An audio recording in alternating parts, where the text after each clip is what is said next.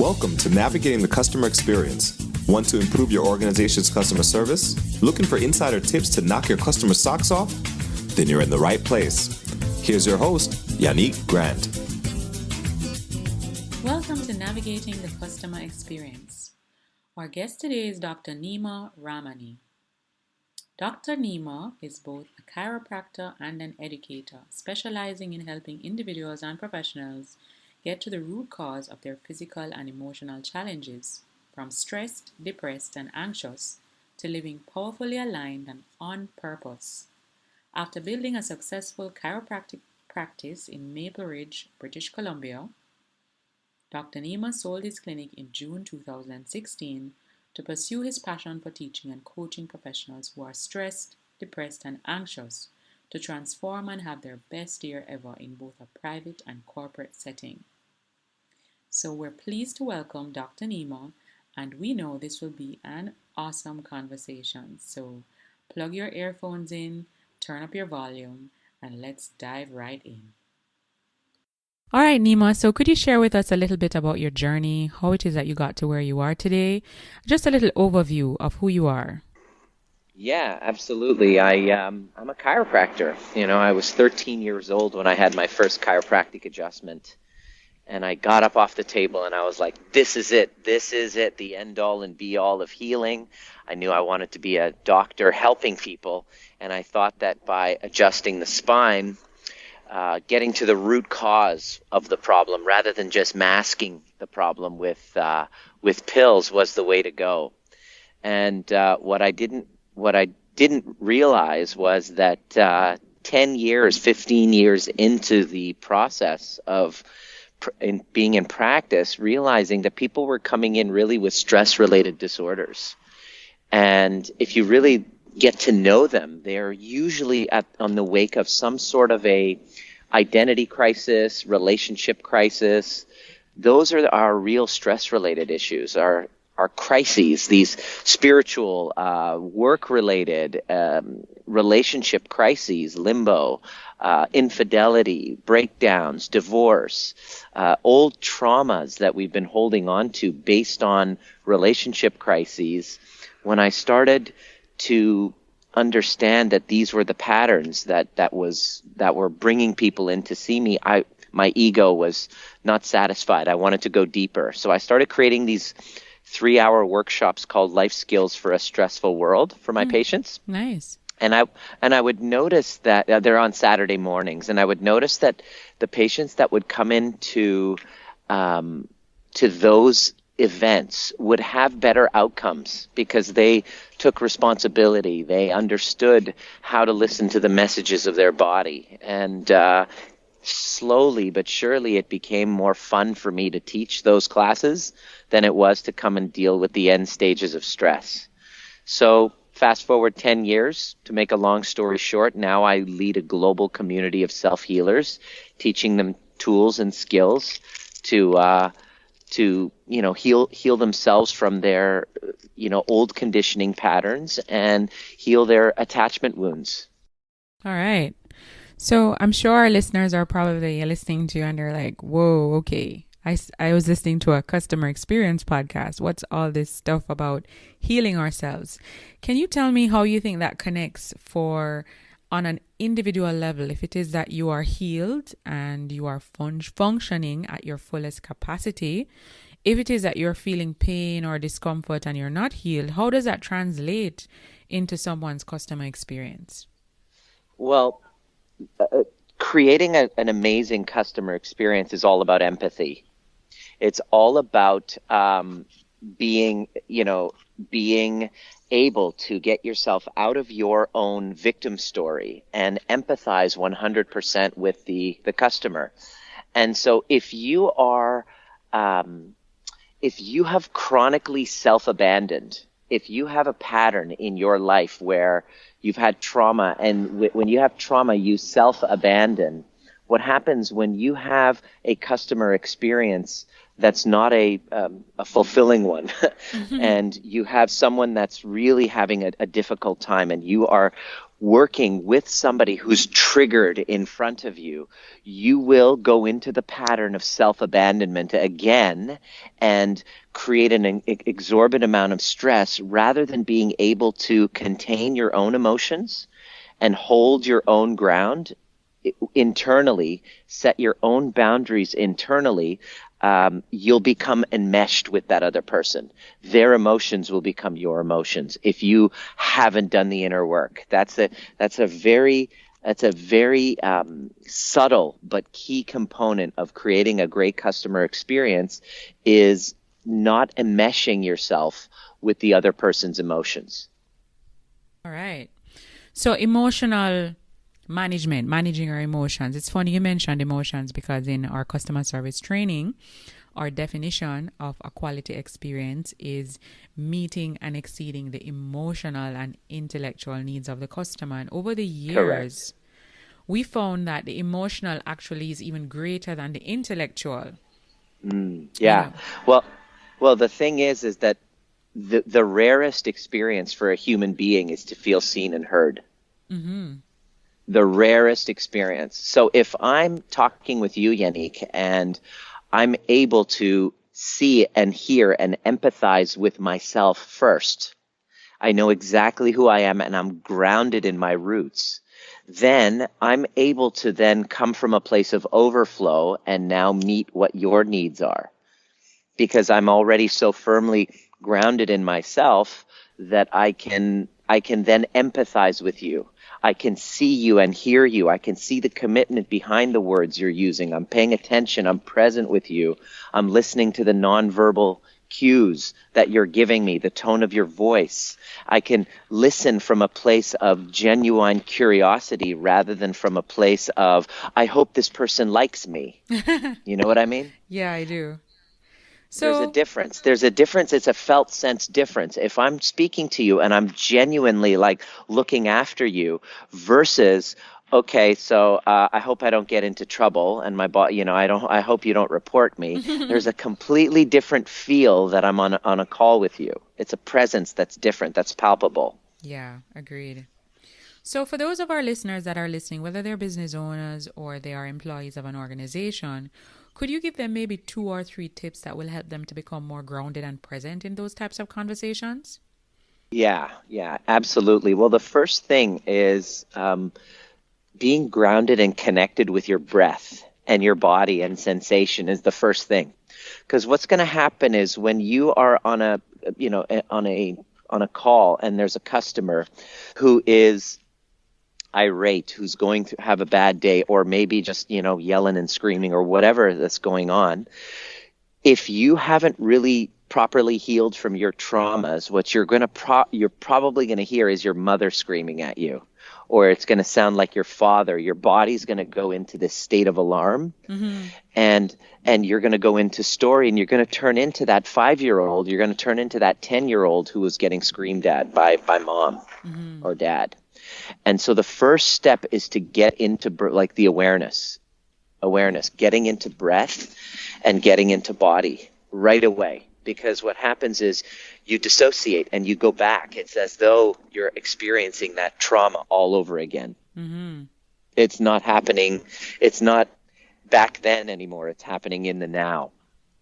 In your nervous system, it's a felt sense. So you have to really be aware of that. The first thing you want to do is to get right into breath, get into body, and just feel the sensations coming up, touching your hand over your chest, and really just repeating the words. Those are their feelings. These are my feelings. Really separating your own self from that other person to prevent enmeshment. Mm-hmm. That's really the first thing that you want to you want to start and realize that their frustration is coming from a wound. So the best thing that you can do for yourself is to see through their wounding, because that'll help you not taking it personally and be able to be responsible rather than reactive. Agreed. That's brilliant. Okay, so getting into breath and body and feeling the sensation. So that's 1. What's 2? That's 1. Number 2 is to listen to them through their wounding. See a child inside of them that doesn't feel seen and heard. if you look at them through the lens of a wound, then it's not as threatening. You're looking at them as a child having a tantrum instead of a threat, a real threat to you. So if you see through them, see through whatever, if it's a difficult conversation, see through their challenge, see through their words as a wounded child that doesn't feel seen and heard, you can help them tremendously. Feel seen and heard, repeating back, empathizing with them, repeating the sensations, repeating like it's tactical empathy. Well, it sounds to me like you're feeling so-and-so. It seems like you're feeling so-and-so. Seeing them through the lens of their wound is a surefire way to drop the whole personalness of the interaction and feel like it's a lot more, it's less personal and you can actually be of service to that person. Right. Because they're clearly going through something and they've called you for a reason. And so you really have to put yourself in that place where you're fully present, as you said, listening to them through their wounding. First you're resourced yourself. You put the oxygen mask on yourself first and you take care of you. Mm-hmm. And once you've done that and you acknowledge yourself, and once you've done that, you then turn and acknowledge them and realize the rarest experience for a human is to feel seen and heard. All right. So if you're able to just see them and hear them and empathize with them, that is the greatest, regulation for your nervous system that you can do. Mm-hmm. So we have getting into breath and body, feeling the sensations. 2 is listening to them through their wounding, seeing through their words, applying some tactical empathy. What's 3? Number 3 basically is, after you've done that, you then approach it with curiosity. The third step is with curiosity. Okay, so I'm curious, what would work out best for you? Like, let's see how we can make this work. Once you've empathized with them, you've now helped regulate their nervous system, you turn to curiosity. I wonder what would happen if, I wonder if, like just approaching it with like a playful curiosity, guaranteed you'll come up with a solution. All right. So there you have it, folks. If you are struggling and you want these 3 tips, these you can implement with immediate effect. Heard live and direct here on Navigating the Customer Experience from Dr. Nima, getting into breath and body, feeling the sensations, listening to the other person through their wounding, seeing their words, tactical empathy, and then approaching with playful curiosity. What would work out best for you? Okay, Dr. Nima. So this level of work that you're doing, it sounds extremely intense. I'm sure it takes a lot out of you to be doing these level of connecting activities with your clients on a daily basis. How do you stay motivated every single day? Because I'm sure you're met with different characters, different kinds of personalities. Absolutely.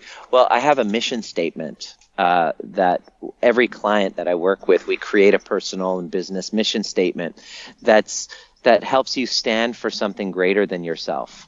So if you're connected to a why that's big enough and connect with it every day, then you don't need motivation. You're actually inspired. Mm-hmm. So the best way to stay motivated is to listen to content that's inspiring and be connected to a mission that's greater than yourself. Brilliant. Would you like to share with us what your mission is? What keeps you motivated? What's your big why? Yeah. Well, I'm a teacher. Well, my biggest why really is I stand for healed families. The work that I do help breaking the cycles of intergenerational trauma. We grow up in environments with families where our parents didn't really have understanding of the nervous system and the importance of emotional attunement. Mm-hmm. So often our primary caregivers didn't really know how to meet our emotional needs for feeling seen and heard. Mm-hmm. So we then start to replay these attachment wounds from our primary caregivers in our relationships, and we get married with these unhealed attachment wounds, replaying all of the same kind of cycles and complexes that we lived in childhood. You marry your mother, you marry your father, and you don't really realize it, right? And that creates this toxic environment, which, then creates intergenerational trauma. The children experience the exact same thing, and it just gets passed down from one generation to another. And families get divided and, broken down, and then that destroys people's health and well-being.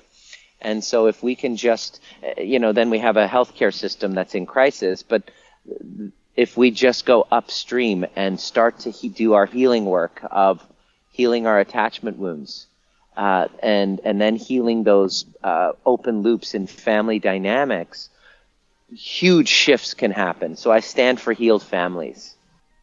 Okay, so you stay motivated through the intergenerational and basically connecting your families and trying to get them to break that generational trauma, which is so, so important. Yes. Could you share with us what's the one online resource, tool, website, or app that you absolutely can't live without in your business? In my business, it would be Audible. I listen to audiobooks every single day. It's your business is going to only grow to the degree that you grow. It's a personal development benchmark, and so the more you develop yourself, the more your business will develop. Got you. Brilliant. Can you share with us, since you're a big Audible listener, what are some books that have had the biggest impact on you? The biggest impact for sure has been the book, The Miracle Morning, and it just how to really structure your day and make sure that you do all of your morning and evening rituals to structure your day. It's been a hugely impactful book. All right. And we'll have the link to that book in the notes for this particular podcast episode. All right, Dr. Nima, can you share with us what's one thing that's going on in your life right now that you're really excited about? Either something that you're working on to develop yourself or your people? Well, it's both. It's kind of going through me. So I just got married a month ago. Congratulations. And we're about to thank you. We're about to have a baby in October. And so making sure that there's that feeling of safety and connection and secure attachment at home so that the baby feels safe in an environment where there's love and presence and attunement. And I'm just really delighted to be able to share that and start helping others create secure attachments at home as well. Very good.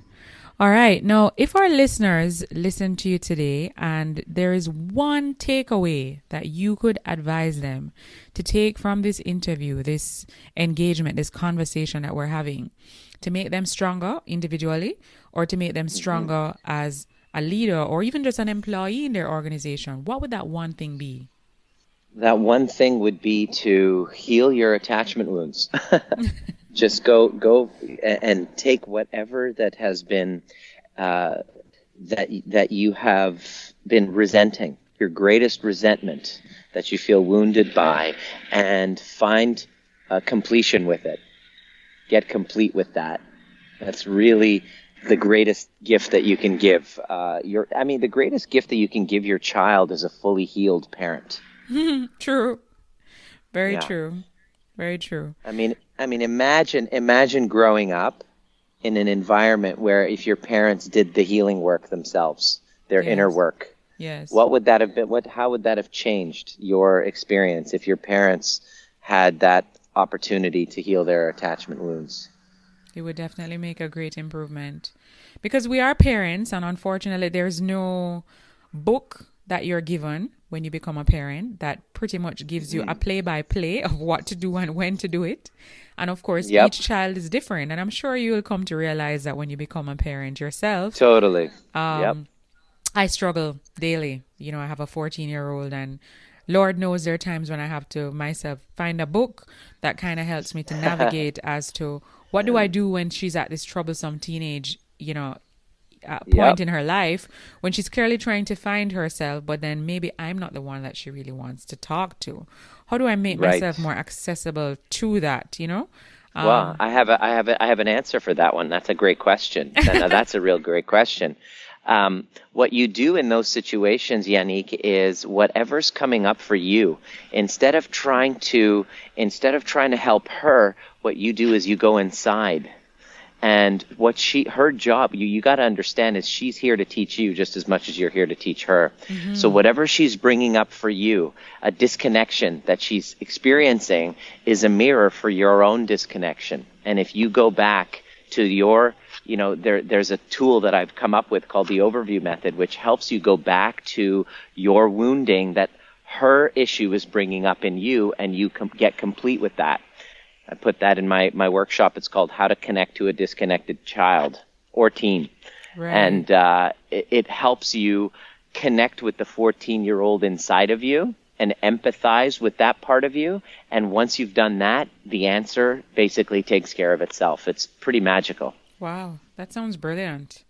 So where can our listeners find you online, Dr. Nima? They've listened to this episode. They're like, oh my gosh, this man is amazing. I need to give him a call. I need to engage with him. Where are they going to find you? Well, I have a Facebook group called Trigger Proof, how to regulate stress and strengthen immunity during a global crisis. So join the Facebook group. That's the first thing. I do content every single day there. And the second thing is my website, drnima.com. I have a virtual workshop that I'm going to give you for free. If you, drnima.com/VW1, virtual workshop 1. Mm-hmm. If you go ahead and go as though you're paying for it, and at the part, you just enter the promo code Trigger Proof, all one word, lowercase. Mm-hmm. You every listener will get a complimentary 90-minute training on how to become trigger proof. Amazing. I'm giving it free for all of your listeners. I thank you so much, Dr. Nima. I am telling you thank you on behalf of my entire audience. And I myself will definitely be engaging in that 90-minute virtual training that you've provided. So we'll have that information along with a link in the notes of this episode. So before you leave us, Dr. Nima, could you share with us maybe a quote or a saying that during times of adversity or challenge, you would rely on this quote, or you would say it to yourself, or you would remind yourself of this to kind of be refocused and just, get back on track? This is a good one. It's by my friend, Dr. Russell Kennedy. He said, "Am I safe in this moment? Am I safe in this moment?" So it's not even a quote. It's a question. It's kind of doing some introspection. Question. Yeah. Am I safe in this moment?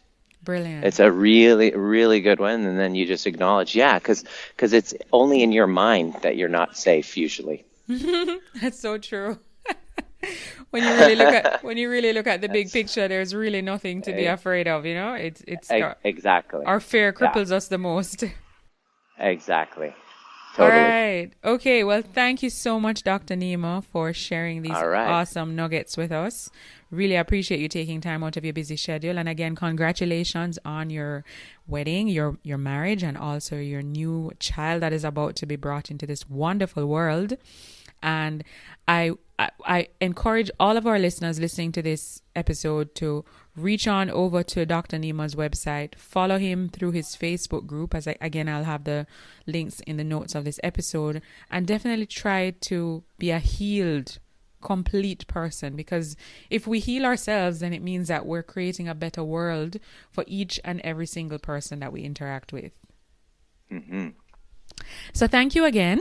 And until next time, I'm your host, Yannick Grant. Thank you for listening to Navigating the Customer Experience. If you'd like to connect with us even more, please feel free to hop onto Facebook and join our private Facebook group, Navigating the Customer Experience Community. And of course, feel free to follow us on Twitter at NavigatingCX.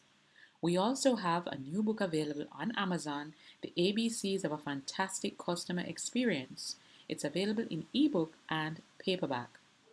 So if you want to increase revenue in your organization, build a stronger service culture, and create employees or develop employees who are really mastering service delivery in your business, you need to grab a copy of this book. Until next time, I'm your host, Yannick Grant. The ABCs of a fantastic customer experience provides 26 easy-to-follow steps and techniques that helps your business to achieve success and build brand loyalty. This guide to limitless, happy, and loyal customers will help you to strengthen your service delivery, enhance your knowledge and appreciation of the customer experience, and provide tips and practical strategies that you can start implementing immediately. This book will develop your customer service skills and sharpen your attention to detail when serving others. Master your customer experience and deliver those knock your socks off techniques that will lead to lifetime customers. Your customers will only want to work with your business, and it will be your brand differentiator. It will lead to recruiters to seek you out by providing practical examples on how you can deliver a winning customer experience. So head on over to Amazon and grab yourself a copy. Thanks for listening. For more awesome resources to take your customer service game to another level, head over to navigatingthecustomerexperience.com. See you next time.